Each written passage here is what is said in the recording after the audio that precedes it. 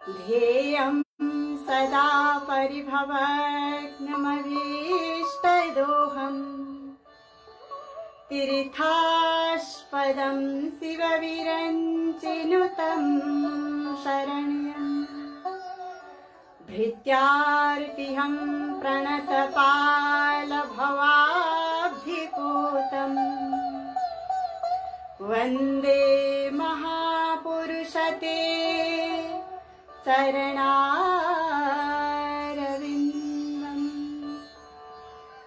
कृष्णाय वासुदेवाय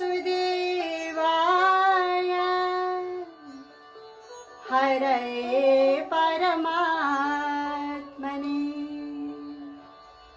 प्रणतक्लेशनाशाय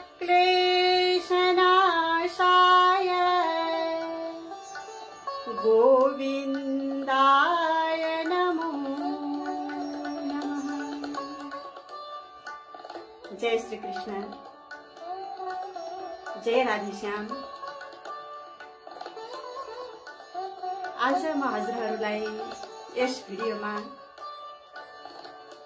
महर्षि वेदव्यासजीले रचना गर्नुभएको कलियुगका मनुष्यहरूको उद्धारको निमित्त जुन यो महापुराण श्रीमद् भागवत महापुराण रचना गर्नुभएको छ। यो महापुराण उत्तम महापुराण हो। कलियुगका मनुष्यहरूको लागि तार्नको लागि निर्माण गर्नुभएको भागवत। यस भागवत भित्रको प्रथम स्कन्ध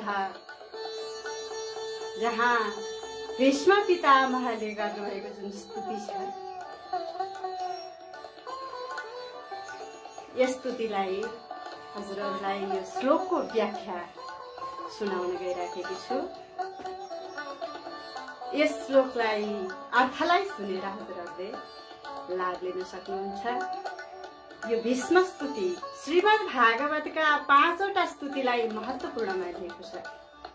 पहिलो स्तुति भीष्म स्तुति, दोस्रो स्तुति हो पशु भएर गजेन्द्रले गरेको स्तुति। गजेन्द्र भनेको हात्ती हो। पशु भएर पनि भगवानमा कस्तो भक्ति गर्नुपर्छ त्यो गजेन्द्रले देखाएको छ। दोस्रो स्तुति।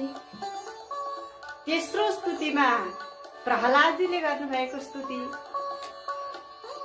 प्रहलादजीको स्तुति कस्तो छ त?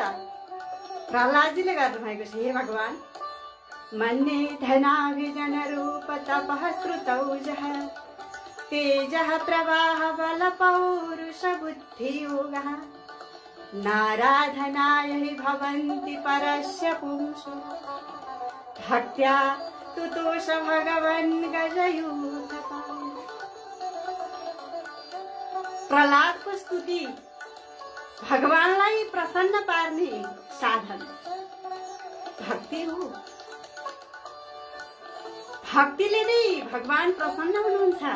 धनले होइन, पुरुषार्थले होइन, बलले होइन, रूपले होइन, दर्शाउनु भएको छ प्रहलादजीले। त्यस्तै गरी भागवतको 10वां स्कन्ध आउँछ। 10वां स्कन्धमा ब्रह्माजीले गर्नुभएको स्तुति छ। ब्रह्माजीको स्तुति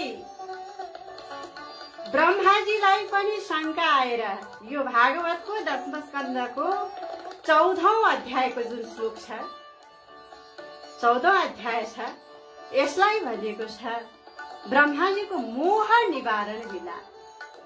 ब्रह्माजीलाई पनि मोह आयो। भगवान कृष्णले जंगलमा ग्वालबालहरूको मुखमा लटपटिएको मोही चाट्न लाग्नु भएको थियो।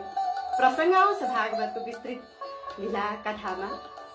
त्यतिखेर ब्रह्माजीलाई शंका लाग्यो कि भगवान भएर पनि यस्ता ग्वालबालको जुठो खाली मुखमा लटपटिएको त्यो बासी मोहीसम्म चाट्ने यस्ता पनि भगवान हुन्छन् कि भगवान होइन, परीक्षा गर्नु पर्यो भनेर ग्वाल बाल लुकाउनु भएको थियो, गोठाला पनि लुकाउनु भयो, बाछा पनि लुकाउनु भयो।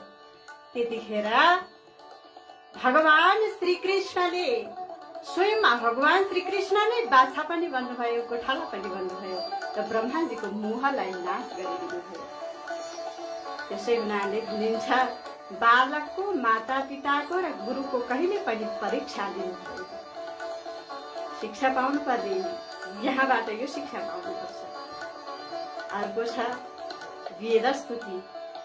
श्रीमद् भागवतको अन्तिम स्तुति भनेर वेद स्तुतिलाई दिएको छ। वेदहरूले गरेको स्तुति निर्गुण परब्रह्म परमात्मा भगवानलाई कसरी सर्वरूपी वेदले प्रतिपादन गर्दछन्।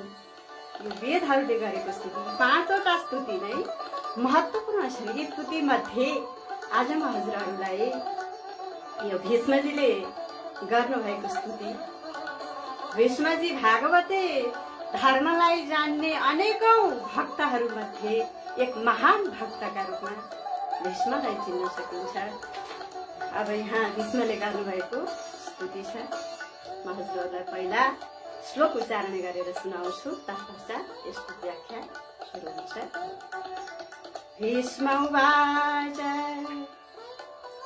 इति मतिरुपकल्पिता वितृष्णा भगवती सात्वत पुंगवे विभुम्नि स्वसुखमुपगते क्वचित् विहर्तुं प्रकृतिमुपेयुषि यद् भव प्रवाह।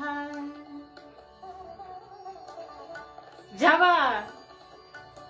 कुरुक्षेत्रमा कौरव पाण्डव बीच लडाई भएको थियो, यस प्रसंगमा यो स्तुति गर्नु भएको छ। भीष्म पितामहले भगवान श्री कृष्ण यता कौरव पक्ष लिनुपर्ने तात्पर्य के थियो भने आमुन्य सामुन्यमा भगवानको साक्षात दर्शन मिल्थ्यो, पाइन्थ्यो। आमुन्य सामुन्यमा भगवानको दर्शन पाइन्छ भनेर नै भीष्म पितामहले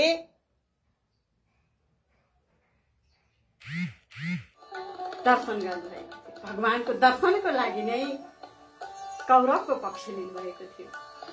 त्यतिखेर लडाई मैदानमा भीष्म पितामहले भगवानसँग प्रतिज्ञा गर्नुभएको थियो, हे भगवान, अन्तिम अवस्थामा मैले हजुरको दर्शन पाऊँ,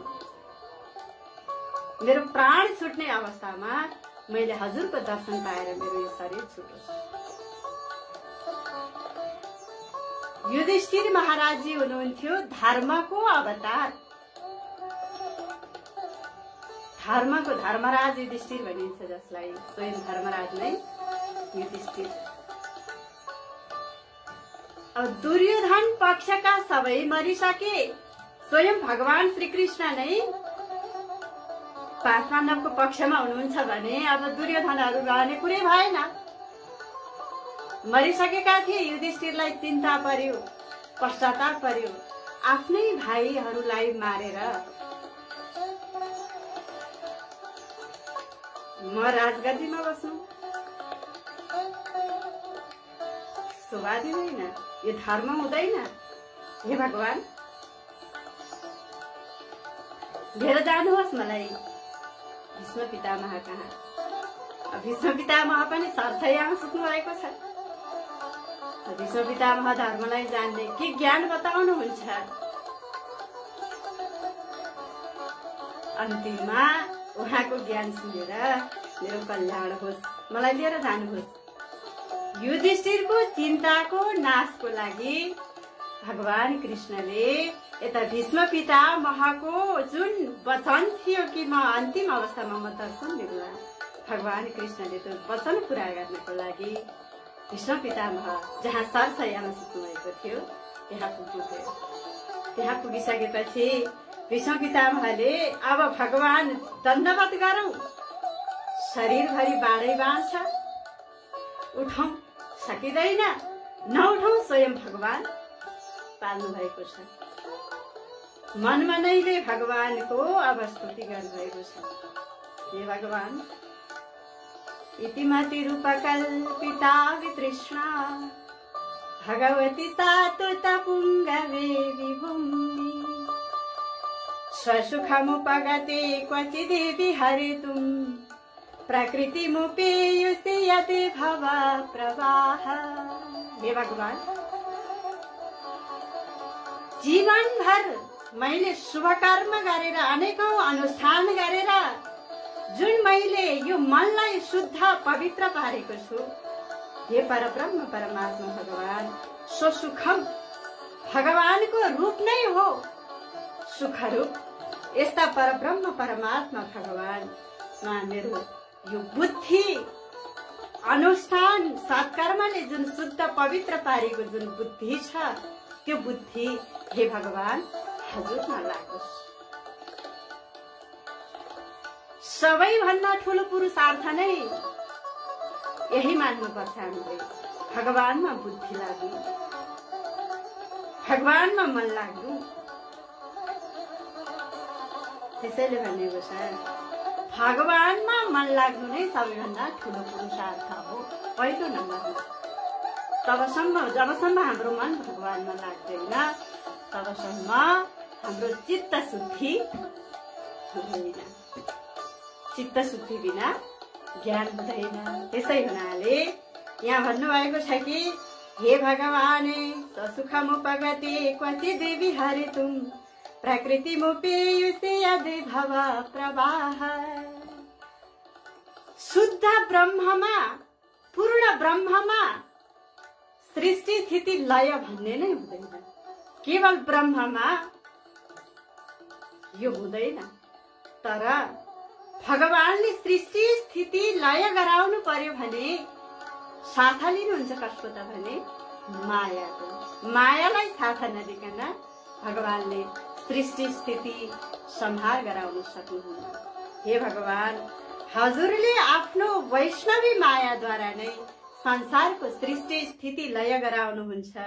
कहिलेकाहीँ लीला गर्ने इच्छाले हे भगवान हजुरले मायालाई स्वीकार गर्नुहुन्छ भनेर स्तुति गर्नुभएको छ भीष्म पितामहले। यो पहिलो 32 नम्बरको श्लोकमा भीष्म पितामह भन्नुहुन्छ, हे भगवान त्रिभुवन कमनं तमालवर्णं रविकर गौरवराम्बरं दधानि वपुरलककुलावृताननाभ्यं विजय सखेरतिरास्तु मे नवत्या।